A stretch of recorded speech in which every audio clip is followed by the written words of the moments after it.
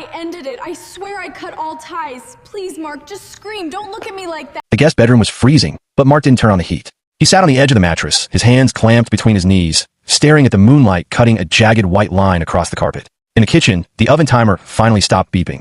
Silence rushed in to fill the void, heavy and suffocating. Then came the sound of Elena's muffled sobs, followed by the soft clink of dishes. She was cleaning up. Even as their world imploded, the habit of keeping up appearances remained. He didn't sleep. Every time he closed his eyes, his mind replayed the last 3 months like a twisted film strip.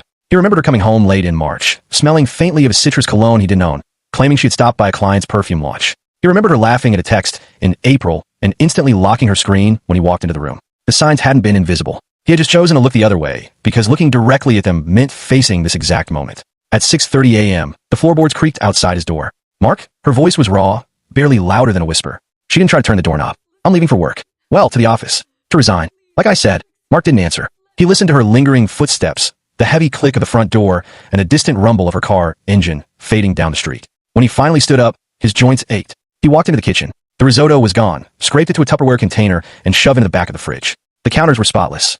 But sitting on the marble island, right where she had been sitting the night before, was her iPad. It was unlocked. Elena had left it there on purpose. It was an offering. A total surrender of her privacy in a desperate bid to win back his trust. Mark walked over to it, his heart hammering against his ribs. Part of him wanted to smash the screen.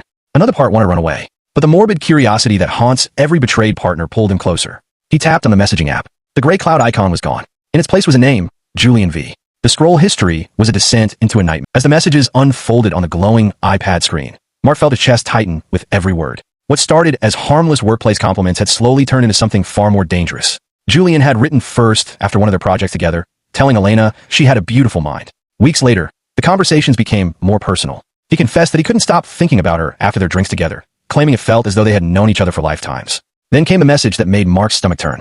Julian told her he couldn't wait for Thursday and suggested she lie to her husband about having a late budget meeting. And she did. But the deepest wound came from the final exchange, only days old.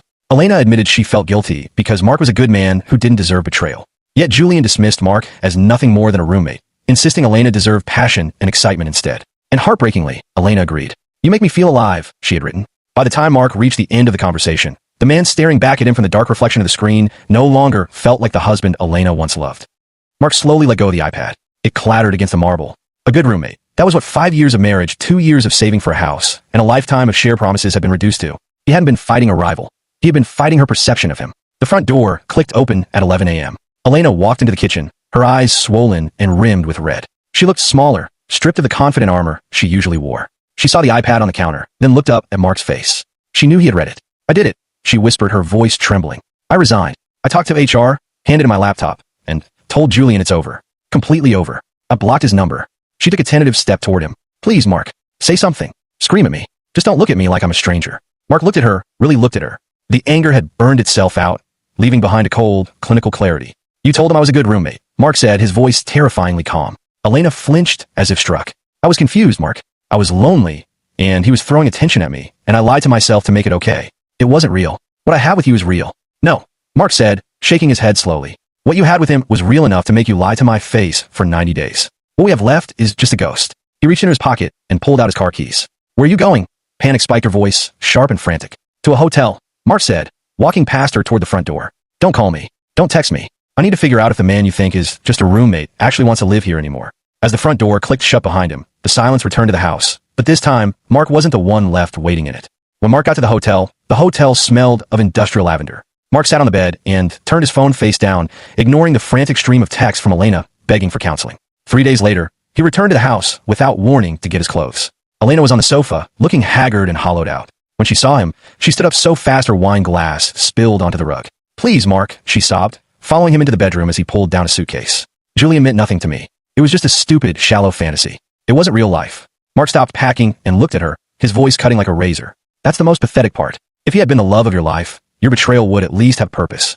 But you just admitted he was nobody, which means you traded our marriage, my dignity, and my sanity for nothing. You dismantled my trust for a few cheap compliments. I was lonely," she cried. "I resigned. I gave up my career for you. You did that to alleviate your own guilt," Mark said, zipping the suitcase with a sharp, definitive snap. "You wanted the safety of the good roommate to pay the mortgage while you collected thrills on the side. You only stopped because you got caught." He gripped the handle and walked into the kitchen. Elena ran after him, grabbing his arm. "Mark, please. You can't just walk out and throw away 5 years." Mark looked down at her hand until she slowly let go. We built a life with a woman who respected me, Mark said softly. I don't know who you are. You're just a stranger who happens to know how I take my coffee. What am I supposed to do? She whispered. I don't care, Mark said, opening the door. 3 weeks later, they sat across a polished mahogany table in a glass-walled conference room. Elena kept staring at his left hand. His wedding ring was gone, replaced by a pale, untanned band of skin. Mark, she pleaded, her voice trembling over the asset division paperwork. I'm in therapy. I made a horrific mistake, but it doesn't mean our entire history was a lie. A mistake is dropping a glass, Elena, Mark said, his eyes entirely devoid of malice, which made them infinitely more terrifying. What you did was 90 days of calculated choices. Every time you climbed into our bed after texting him, you chose to erase our history. You retroactively poisoned my memories. Elena wept silently as she signed the papers with a shaking hand. Mark signed his name with fluid, unbothered precision. As he stood up to leave, she looked up at him one last time. Is that it then? You're never going to forgive me. Mark paused at the door, realizing with a sudden shock that the anger was entirely gone. Only numbness remained. Forgiveness is for people who care enough to hold a grudge. Mark said quietly. I'm just tired. The heavy glass door clicked shut behind him, leaving Elena alone with the papers.